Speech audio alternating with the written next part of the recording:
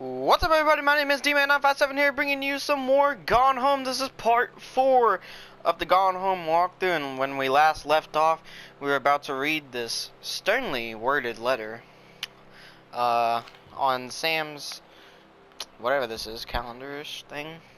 To whom it may concern, I, Samantha Greenbarrow, am 17 years old, and am therefore an independent, fully functional human being.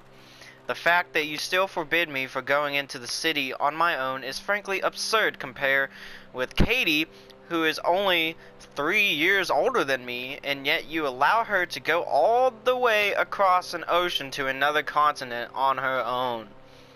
I just want to spend an evening in a normal, totally safe city on my own like a human being. And since you may also remember that I have my own car now, you can't really stop me. Warmest regards, your daughter, Samantha. Whoa, okay. So she's getting a little, pissed at her parents. I guess they're trying to caution, radiation area, keep out, well, LOL. She's getting pissed off at her parents, and I'm guessing this is, her room. Let's start looking around. Sam, I think the creative writing track would be perfect for you, Mrs. Beltlock? So this is over in creative writing. Like I said, Samantha is a pretty good writer. So I think her teacher's trying to get her in writing. A plate. Another binder. Can I, yep. Put that back. What else we got? What else we got? We got a cup.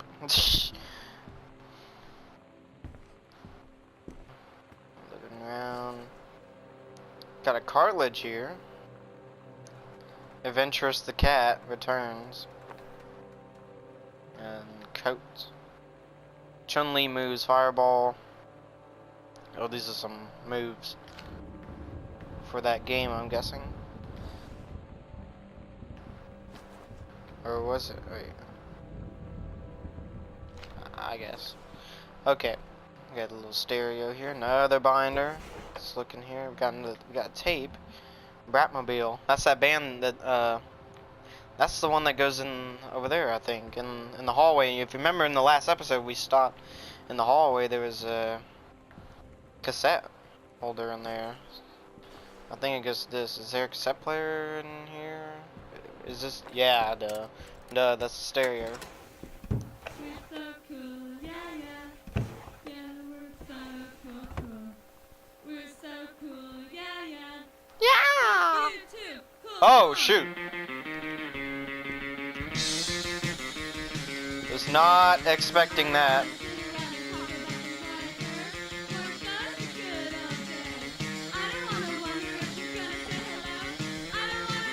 More cartridges.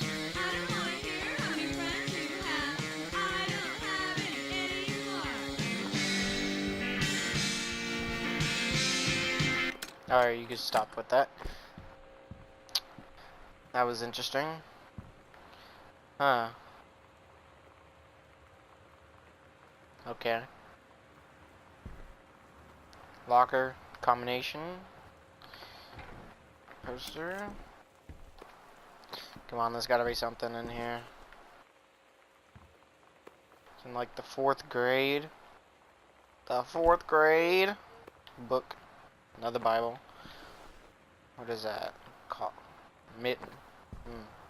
Guess we had a cat. The King's Labyrinth, Chapter 2, Frying Threads. Oh, this is Chapter 2 of the first book that we read. Captain Allegra, still in her flowing skirt and sturdy jerkin, descended the single shining thread into the lower cavern of the labyrinth. She and the first mate, on their own now, grew closer to their goal, the throne room of the dead immortal king of the island. The first mate slid down the line onto the stone floor. She swept chalky bone dust from the front of her canvas trousers and looked up at Allegra. The silken thread, nigh unbreakable thanks to the enchanted moths that inhabited the island, trailed behind, leading their way back to the entrance. From further into the labyrinth, a moaning began to echo. The moaning grew louder and clearer.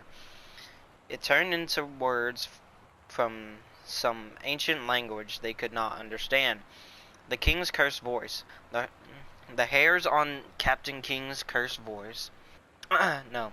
The hairs on Captain Allegra's arm stood on the end. She looked back at the first mate, whose eyes remained locked on the blackness of the passage for a moment too long before noticing the captain's gaze. The first mate nodded silently ahead. Following the king's ghostly song deeper and deeper into the labyrinth, they came upon a rocky gap spilling forth otherworldly blue light. The great basin of the dead king's throne room lay below. Skeletal in rotted robes, the king was hunched over the blue orb topping his royal scepter. Shadows of his bony fingers danced on the walls like ghouls as he sang wailing souls flowed in one by one through the cracks in the cave walls, pulled into the orb, caused it to glow brighter and brighter. Behind the king, a long staircase hewn from rock led down into the chamber from a passage at the top. Allegra said, "We have the advantage in numbers. I will draw his attention, and then you—" But the first mate interrupted. "No! I'm smaller and quicker, and you know of dealing with mystic energies like this. I will circle to the other side, get the king's attention, and lead him on a merry chase." She held up the silk line. "I'll trace by this invisible thread, of course," Allegra said. "It is a good plan, but perhaps we should go together." The first mate shook her head. "You know this is our best chance. Don't be afraid for me." They grasped hands and exchanged 3 tight squeezes, their palms growing warm. The first mate tied the shining thread to the belt of her trousers, gave a quick salute and a wink, and dashed off. Allegra waited, staring vigilantly across at the top of the stairs where the first mate was to appear. The king continued his wait. No. The singing stopped. The king turned and began walking up the stairs. Allegra wanted to call out, to do anything to stop the first mate from running headfirst into danger. She tried tugging on the line to signal her. No use. The king was nearly at the top of the stairs when the first mate burst through the passageway. She skidded to a stop, even from across the yawning basin.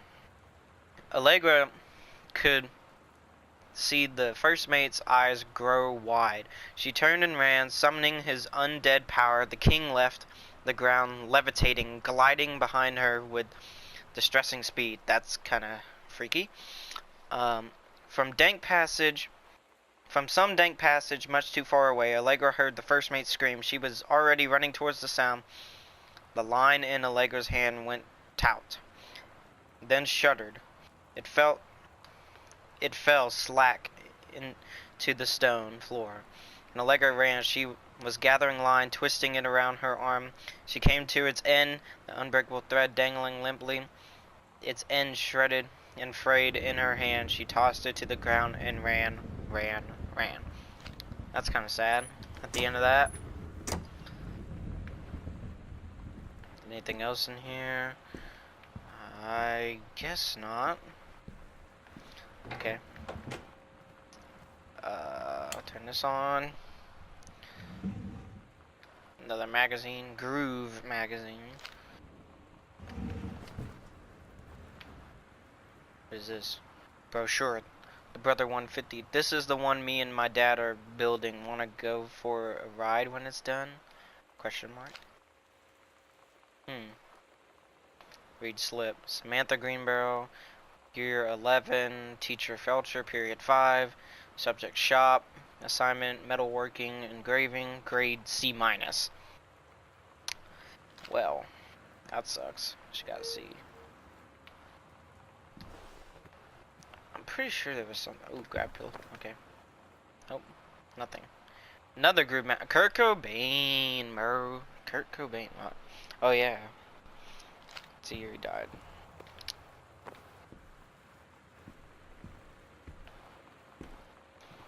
If you don't know me, I'm a pretty big Nirvana fan. Okay, I guess there's nothing in here.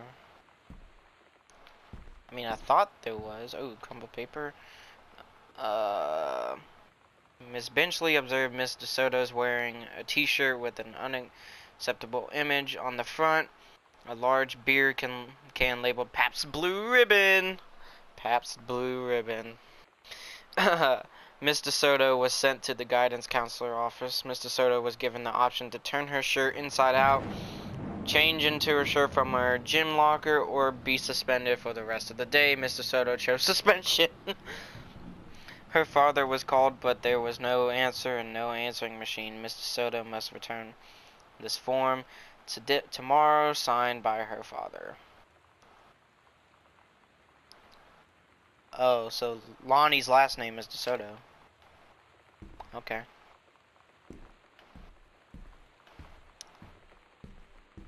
And if you haven't been following along with the journals, Lonnie is our sister Sam's senior friend. Ooh, another one. Hi, Lonnie. I wrote this in first period and left it in your locker on the way to second. It's what all the cool kids are doing. I've decided. Write me back. Also, here's an idea for something to draw. 2 cats on a motorcycle. Hey, this is a good idea. What all the cool kids are actually doing is, what does that say? Suiting each other's pages setting? What? On their beepers. But we're cooler than them, because guess what? They can't put this on a paper. Okay. Your drawing of cats was so good that I added a background to make it even better. Maybe I should stick to writing the. Maybe I should just stick to writing the. Haha, I like it. How did you know they were about to be abducted by aliens? I'm looking at Mr. Fish right now. I feel like he would probably have lots of cats. Also, like, his secret shame is the watches. What does that say? 90210? 90210! Rigorously. God, I can't say that word right. I'll ask him about it after class. He said he doesn't have cats, and also that he's never watched 90210, but I could see in his eyes he was lying. I guess that's one of their teachers, Mr. Fish.